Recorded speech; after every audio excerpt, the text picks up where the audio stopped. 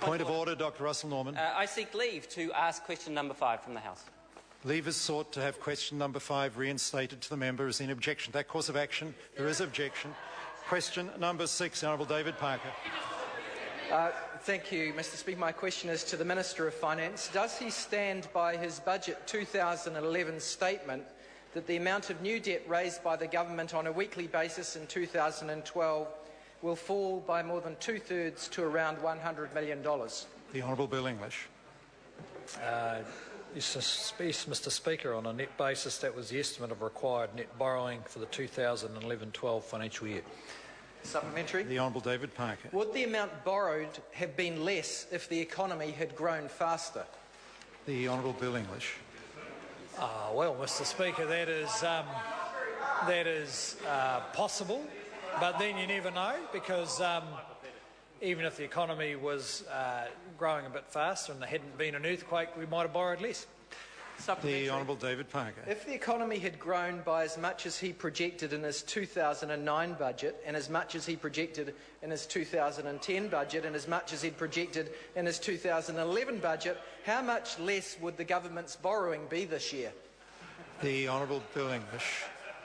Well, Mr. Speaker, the economic growth was not a long way from the projections in those years. But I would have to go and check up the detail about all that. I think the point though, Mr. Speaker, is that, in answer to the member's question, that there was events going on then which certainly made it hard to do forecasting accurately. A thing called the global financial crisis, which on planet Labour never happened. And a thing called the Christchurch earthquake, which on planet Labour never happened. The Honourable David Parker. Would the amount borrowed be lower if total wages had grown as his previous budgets projected and fewer New Zealanders had fled to Australia? The Honourable Bill English. Well, Mr. Speaker, again, it's a fairly hypothetical question. What I can tell you is that if we had continued with any of the policies of the previous Labor government, the borrowing would have been massive. The Honourable David Parker. In light of his answers that he has been borrowing more than he projected in his budgets and the economy has grown less than he projected, is that what he meant when he and the Prime Minister say that they are sticking with a plan that's working? The Honourable Bill English. Well, Mr. Speaker, the member's actually wrong. We've been borrowing about the amounts that have been projected in the various budgets, and actually growth rates have not been significantly different from what was projected in the various budgets. What's more important is the long-term plan to lift New Zealand's growth prospects, and that is not about forecasting. It's about substantive changes like tax reforms, like change in our regulatory environment, like better public services, and long-term investment in infrastructure and higher skills levels, all of which the government has invested in over the last few years. Question number... supplementary question, Dr. Russell Norman. Thank you, Mr. Speaker. Does he stand by his earlier comments that the net international investment position is one of the major problems facing the New Zealand economy? So is he concerned that Treasury is projecting that the net international investment position is going to get much worse? The Honourable Bill English. Well, Mr. Speaker, we're concerned about that measure and any other, that if they indicated an increase in New Zealand's vulnerability. The net international investment position can deteriorate for a number of reasons. In the last decade, it deteriorated because of excessive consumption and household debt. It's likely to deteriorate over the next few years, driven primarily by a lift in business and residential investment. New Zealanders don't save quite enough to finance all of that investment, so it has to be financed from offshore. Now, that's a positive reason for the international investment position to deteriorate, because once that investment's locked in place and delivering economic growth, the position should improve. Supplementary. Dr. Russell Norman. Thank you, Mr. Speaker. Does he accept that if some of the shares from the asset sale program were to go into overseas owners, the flow of dividends to those owners would increase our current account deficit, and that is a significant problem for the New Zealand economy? The Honourable Bill English. Well, Mr Speaker, if the member is referring to the Burl analysis of the asset sales, I might need to point out to him the analysis depends, among other erroneous assumptions, depends on the assumption that the buyer of the assets would pay nothing for them. Now, when the Greens are working on economic credibility, I'm a bit surprised they let that one slip past. It's the sort of nonsense I'd expect from the Labor Party. Order, Mr Speaker. Dr Russell Norman. Point of order. No, point of order, Mr Speaker. Point of order. Point of order, Dr Russell Norman. Mr Speaker, it was a very straight question. The Minister made no attempt to answer any of it. He talked about the Burl report, which is fine. I didn't ask about the Burl report. It was a very straight question about the current account deficit and asset sales. He didn't address any of it. If I remember correctly, the member's question asked about were part of the assets sale to end up in the hands of foreign owners that would lead to a worsening of the current account position.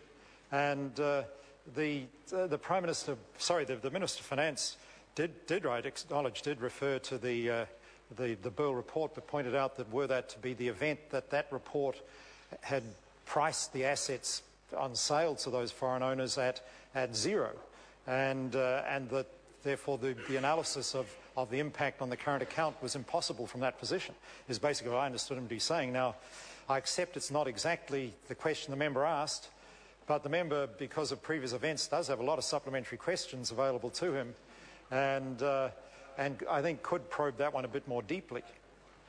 Dr Russell Norman. Well, point of order, Mr Speaker. In your own ruling, you just said that wasn't the answer to the question that I asked, and therefore I should ask further supplementaries. Surely he should answer the question I did ask, which was a very simple question. It wasn't about the Burl report. Order. I think the member has, where I have some sympathy with Dr Norman's position, is that the Minister, in responding, referred immediately to the Burl report, which is a matter that a report prepared for the Green Party. I think he should, in fact, in answering, have provided some answer before making any reference to the Burl report, because the question didn't require that. And so I would ask the Minister of Finance, please, what I'll do is invite Dr Norman to repeat his question. Does the Minister accept that if some of the shares from the asset sale program end up in overseas ownership, the dividends paid to those owners will add to New Zealand's current account deficit? The Honourable Bill English. Mr Speaker, no. No, because anyone offshore who bought the asset would, of course, be paying for it, and that would be an inflow much bigger than any subsequent outflow of dividends. But as the government has pointed out, we would be ensuring that by far the majority of these shares are sold to Kiwis, so the issue doesn't arise. In fact, it would allow us to pay dividends to New Zealand shareholders rather than interest. Point of order, the Right Honourable Winston Peters. Speaker, there is only one answer to that question. If he wants to be honest, order. Can I finish here? Order. No. Well, he's not answering the question. No, but it's not a point of order. I want to explain order. Why. No, it's not a point of order. The member is disagreeing with the Minister's answer. I must say I'm a little surprised by the Minister's answer, but it's his answer. Whether it's right or wrong is another matter. But that's not a point of order. You know, if the questioner expected the Minister to say, I expect the Minister to say yes, if that were to happen, that would, on balance, probably increase the current account deficit if dividends went out to overseas owners. But there may be some reasons, the Minister knows better than us, why that may not happen. And from the Minister's answer, it would appear that is the case, because he said no at the start was his primary answer. Now, I hope the Minister's thought a bit carefully about that, because I'd hate him to... there must be other matters involved in this that are not so immediately apparent to mere mortals, like the Speaker. But that was his answer. And it's not a matter of order whether it's right or wrong. That was his answer. He said no. And there's no point of order about whether or not that's a right or wrong answer. The Minister stands on his answer. And it's not a matter of order whether or not it's right or wrong. That matter can be pursued through further questions. And if the Minister was asked that in a primary question and gave incorrect information in answering a primary question, it would be a matter of some seriousness. Yeah, point of order, Speaker. Point of order, the Right Honourable Winston Peters. Look, let me rephrase my point of order. It's not that I'm disputing that he gave some sort of answer, but he didn't answer the question, and he explained it twice. First of all, he said that the capital payment on the buying of the asset would affect the figure that Mr Norman is seeking, namely the current account deficit. It's not part of it. That's the point. And he's a long-standing Minister of Finance twice now. Order. Now, the member is disputing the answer given. The question was asked, and the answer was no, that it would not increase the current account deficit. Now, that's the minister's answer. Whether members like that answer or not is totally irrelevant to the matter of order at the moment. The minister gave an answer to that question, and he must. I can see the members surprised by the answer, but the minister obviously had his reasons for giving that answer. And further supplementary questions can elucidate more of those reasons. Why did the minister answer no under certain circumstances? To find out more, that's what supplementary questions are all about. The Honourable Trevor Mallard. To the Minister, is the reason why the current account deficit is not affected by the dividend payment the fact that, in fact, it counts against the current account deficit when the profit is made, not the dividend paid? The Honourable Bill English. Well, Mr Speaker, we could get into a lot of details about the different flows around the current account. The fact is the government has stated that it's going to sell the majority of these shares to New Zealanders, and as I pointed out, that will enable the government to pay dividends to New Zealand shareholders. Order. Now, the question asked on this occasion was an absolutely straightforward question, one that a Minister of Finance should be capable of answering. The question asked whether the data entering into the current account entered into the point the profit was made or at the point the dividends went offshore. And that is capable of a perfectly clear answer. There's nothing complicated about it at all. And I think the House deserves to have the Minister of Finance answer that question. The Honourable Bill English. Well, Mr Speaker, the member can check with the Department of Statistics about exactly where it recognises the cash flows, if he wants to. It looks, Mr Speaker, the member can check with the Department of Statistics if he wants to check exactly where those flows are recognised. One would assume that it's to do with profits rather than actual cash dividends, but you can talk to the Department of Statistics about it. Supplementary question? Supplementary question, the Honourable Trevor Mallard.